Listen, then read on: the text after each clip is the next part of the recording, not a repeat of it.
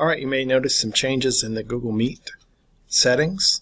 If you go to the settings, you'll notice at the top you can cast the meeting.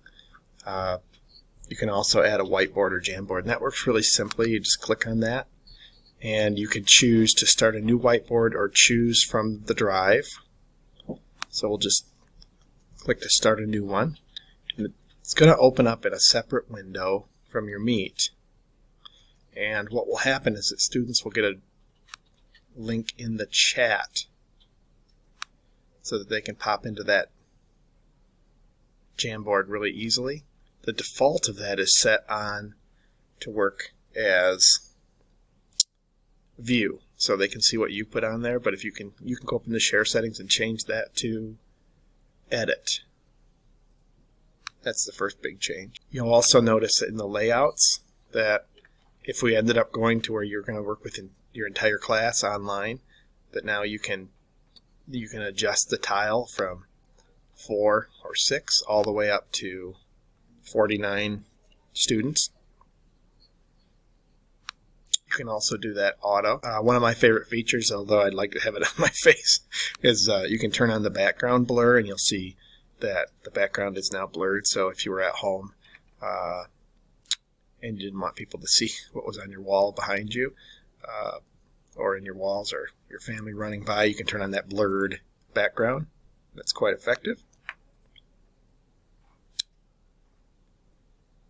And then just a reminder that there's all the host settings that are over here on the side.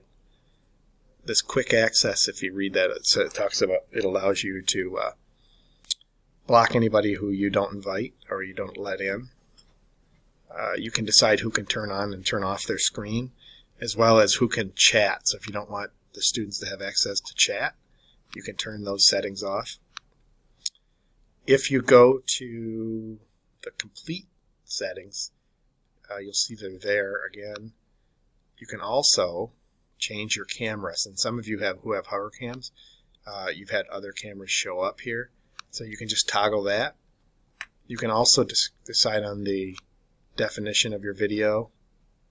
And in audio, one of the cool new settings is that you can have noise cancellation, so you can actually turn off anything that isn't a voice.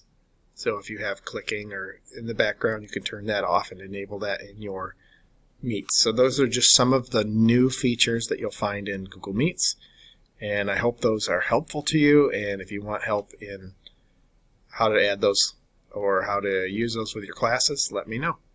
Thanks.